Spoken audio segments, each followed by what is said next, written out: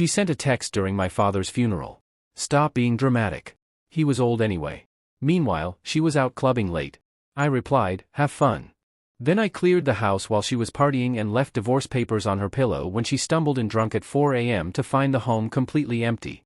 I'm a 36-year-old man standing at my father's graveside when I received that message. My wife, Kendra, who is 33, had left the funeral an hour earlier for a work emergency. My dad had just been laid to rest, and my mom was crying on my shoulder. Then my phone buzzed. Kendra, still at that sad event, texted, "Stop being so dramatic." He was old anyway. She was coming home late from clubbing with her friends. You need to get over this moping, it's been 3 days. 3 days since my dad passed away from a sudden heart attack. My mom noticed my expression change. What's wrong, honey? Nothing, Mom. Just work stuff. I typed back a single word, enjoy. Then I made a decision that had been brewing for months. This wasn't the first time Kendra had shown a lack of empathy, but disrespecting my father's funeral was crossing the line. My cousin Pete, 39, who owns a moving company, was there. I pulled him aside. Pete, I need your truck and your crew right now. Bro, we're at a funeral.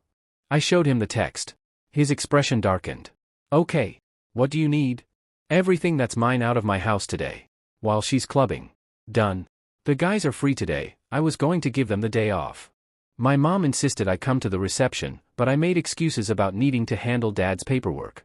She understood, Dad was always about taking care of business first. By 2 p.m., I was at the house with Pete and 4 of his crew members.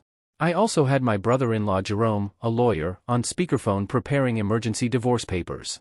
The thing about Kendra is she never paid attention to what was actually mine versus hers versus ours. Most of the furniture was bought before our marriage or inherited from my grandmother. The TV, gaming consoles, and kitchen appliances were all purchased by me, with receipts in my name. Even her cherished wine collection was kept in my wine fridge that I bought as a birthday gift for myself. The movers worked quickly. My grandmother's dining set? Kendra always said it was too old-fashioned. The living room furniture I bought with my first bonus. My entire home office, desk, chair, computer, monitors, was mine. The bedroom set was purchased before our marriage, and every kitchen appliance except the microwave, which was hers. I took all my books, vinyl records, tools, the smart TV, and even the good towels, which were a wedding gift from my side. I left her clothes and makeup neatly piled in the corner, the microwave, her yogurt maker she used once, the ugly couch her mom gave us, one folding chair from the garage, and her personal photos. The pettiest part? I canceled the utilities effective the next day since they were in my name and changed the locks. The building manager was cool with it, the lease was only in my name since I'd lived there 2 years before we married. Jerome had the divorce papers ready by 4 p.m. It was an uncontested divorce filing citing irreconcilable differences. Very generous, she gets her car, which she's still paying for, her personal items, and nothing else. No alimony request since she earns more than me at her marketing job. I left the papers on the floor where her pillow would have been if I hadn't taken the bed. I also included a printed copy of her text along with a note, "Enjoyed my evening handling my father's affairs. Your belongings are in the corner. Utilities end tomorrow. You have 30 days to move per lease requirements. Don't contact me except through lawyers." Then I went to my mom's house, where we went through Dad's photos and cried together, like normal people do when they lose someone. Update 1, it's been 48 hours since the funeral. Kendra came home at 4:17 a.m. The Ring doorbell still sends me notifications. The video shows her stumbling drunk, trying her key 3 times, realizing it doesn't work. The confusion, the panic, and then finding the lockbox with the new key I left for her. Jerome said I had to give her access for 30 days. The scream when she got inside woke up 3 neighbors. Mrs. Patterson called the cops, thinking someone was being murdered. At 6 a.m., the text started, 67 of them in 2 hours. The evolution was fascinating. WTF? WTF? WTF? Where is everything? This isn't funny. Bring it back. You can't do this. I was joking about your dad. You're overreacting. I'm calling the police. The police told her it was a civil matter. Please answer me. You're being abusive. I'll destroy you in court. I called Jerome. He laughed. She can't destroy anything. No kids, a short marriage. She makes $90,000 to your $70,000, and you have documented cruelty during a family death. The judge will laugh her out of court. Then came the flying monkeys. Her mom, Deidre, called. How could you leave my baby with nothing? She has her belongings and a folding chair. She says you stole everything. I took my property, premarital and inherited items. I have all the receipts. She was grieving too. Really? Which funeral home was she grieving at last night? Tequila Sunrise or Club Paradise? Her best friend, Astrid, texted. You need therapy. This is psychotic behavior. What psychotic is texting? Stop being dramatic. He was old anyway, during someone's burial. She didn't mean it like that. How did she mean it? You know, like stop being so sad at his funeral. Well, when you say it like that. Goodbye, Astrid. But the best part was Kendra's job. She told her boss she needed 3 days off for a family emergency, even got bereavement leave because her father-in-law, who was like a father to her, died. But remember that clubbing night? She posted it all on Instagram, stories of shots, dancing on tables, making out with some random guy. Captions like living my best life. Freedom Friday. Her coworker Heather, who follows her, saw everything. Heather had to cover Kendra's emergency workload and missed her own anniversary dinner to handle Kendra's presentation. Heather took screenshots and sent them to their boss with the subject line, Kendra's family emergency Thursday night. Kendra wasn't fired, but she got written up and lost her quarterly bonus, $5,000. She tried to contest the divorce filing, saying she needed time to process the emotional trauma. The judge gave her 30 days to respond but wouldn't delay the initial filing. Update 2, Week 2. The entitlement escalated. First, she tried to break back in while I was at work. She changed the locks illegally, but whatever. I got home to find the door damaged and her inside, trying to move my grandmother's china cabinet. This is still my home for 18 more days, and breaking and entering is a crime. You can't prove I broke in. I live here. I showed her the ring footage of her literally crowbar-ing the door. The police are on their way. She ran, leaving the crowbar behind.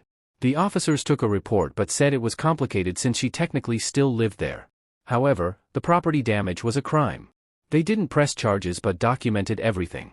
Then she got crafty. She filed a restraining order claiming I was financially abusing her by taking all the furniture. The judge took one look at my receipts and her $90,000 salary and threw it out. But I had to miss a day of work for court.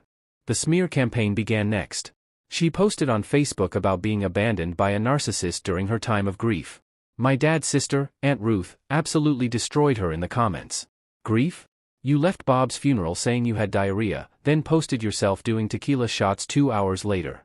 We all saw it. You're lucky all he did was take his furniture. Bob would have haunted your disrespectful forever.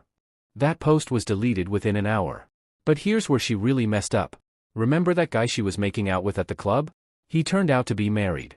His wife found the videos through a mutual friend and is a partner at Kendra's dream company, the one she had been interviewing with for months. Guess whose final interview got mysteriously cancelled? The rage texts that night were unhinged. You ruined my career. That job was mine. You must have called them. I'll sue you for interference. I didn't respond to any of it, I just forwarded it to Jerome. Then came the extinction-level stupid move. Kendra tried to sell my dad's tools. I had moved them from the house to my mom's garage, but Kendra knew where the spare key was hidden. She loaded up my dad's entire tool collection, some vintage items worth probably $15 total, and listed them on Facebook Marketplace. My uncle saw the listing and called me immediately. I drove over with the police this time. She was in the garage negotiating with a buyer. Those are stolen property, I told the buyer. Here's the will showing they were left to me. Here's the death certificate dated 2 weeks ago. The buyer ran off. Kendra tried to play it off. I thought they were communal property. The officer replied, "Ma'am, you're selling items from an estate that's still in probate. That's theft." He's my husband. It's partly mine. Ex-husband, I corrected. And no, inheritance isn't marital property. She got arrested. Actually arrested. She spent a night in jail before Deidre bailed her out. The charges were eventually dropped, but Jerome negotiated that in exchange for her signing the divorce papers immediately. Her employer found out about the arrest, resulting in another write-up. She's now 1 strike away from termination. Update 3, Week 3. Kendra's world was crumbling. She couldn't afford the apartment alone. Our rent was $2,200 a month. While she made more than me, her spending habits were outrageous: designer bags, weekly nail appointments, that kind of thing. Her solution? Move in with Deidre. But Deidre had conditions: no overnight guests, no drinking, church every Sunday, and pay $600 a month in rent. Kendra lasted exactly 1 Sunday at church before she was caught on the church's security camera sneaking out during service to smoke weed in the parking lot. The pastor called Deidre. Meanwhile, my mom had been quietly devastating Kendra in the community. My mom has been in our neighborhood for 40 years, she knows everyone and made sure everyone knew what Kendra texted during Dad's funeral. The family hairdresser refused to do Kendra's hair for her important work event. The local grocery store manager, a friend of Mom's from book club, always seemed to be out of whatever wine Kendra wanted. At the gym, suddenly her key card had technical issues every other day. It might seem petty, but Mom was grieving and angry. Dad had been beloved in the community, coaching Little League for 20 years. Kendra's disrespect wasn't just towards me, it was towards his memory. Then Kendra made her final, most foolish move. She created a fake dating profile for me using my photos, real name, and job. The bio read, recently divorced, looking for someone to take care of me financially. No fatties. Must be willing to pay for everything. I have mommy issues, and daddy just died, so I'm emotionally unstable. A coworker's wife saw it, showed him, and he showed me. I was going to ignore it, but Jerome insisted, absolutely not. This is defamation and identity theft. We filed a police report and sued. Her lawyer, the cheapest one she could find, argued it was satire. The judge wasn't amused, especially when we showed the messages she sent to women who matched with me, saying things like, I have herpes and I'm actually married. Want to be my side piece? She was ordered to pay me $10,000 in damages, money she didn't have. Final update, it's been 2 months since Dad's funeral, and the divorce is final. Here's where everyone ended up. Kendra was fired from her job. The dating profile incident was the final straw. She's living in Deidre's basement, working part-time at a call center, and owes me $10,000 she can't pay. I'm garnishing her wages. She posted about being a survivor of narcissistic abuse and got 3 likes. Her new boyfriend dumped her when he Googled her and found the arrest record. She tried to start a coaching business for women escaping toxic men but has 0 clients. Last week, she sent one last text, I hope you're happy. You destroyed my life over nothing. I replied, you destroyed your own life. I just stopped cushioning your fall. Then I blocked her. Now I'm stuck with Kendra indefinitely. I had to put locks on her bedroom door because she kept borrowing money. She was unfriended by half her social circle, who were disgusted by her actions during the funeral. She posted about supporting her daughter through abuse, but the comments were just laughing emojis. The flying monkeys asked her to apologize after seeing the actual funeral text. Other friends ghosted Kendra when they learned the truth.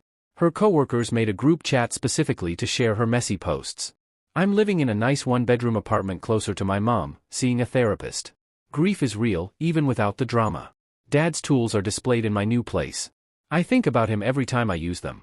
I got promoted at work. Turns out I was less stressed without Kendra. I started dating Rita from grief counseling. She gets it. Mom and I have dinner every Sunday. Mom is still devastating Kendra through community networking, having started a memorial scholarship in Dad's name. She sometimes goes to grief counseling with me. She told me Dad would be proud of how I handled everything and keeps one of the divorce papers framed in her craft room. Savage mom. Last I heard through the grapevine, Kendra tried to crash Dad's memorial baseball game, which we hold annually now. The entire team formed a human wall to keep her out. The photos were beautiful. My uncle gave a speech about respect for the departed while staring directly at her. She left crying. Do I feel bad? No. She texted, he was old anyway, while they were lowering my father into the ground and went clubbing while my family mourned. She tried selling his tools and made fake profiles. She attempted to ruin my reputation. All I did was take my furniture and leave papers where her pillow used to be. Everything else was just the universe giving her exactly what she deserved. Dad always said, son, when someone shows you who they are, believe them the first time. I should have believed her when she first complained about attending my grandmother's funeral because it conflicted with a spa day. But hey, better late than never. To everyone asking, yes, I kept the crowbar she used to break in. It's displayed next to Dad's tools with a label saying, Exhibit A in Why I'm Single and Happy. Rita thinks it's hilarious. Mom wants to bronze it.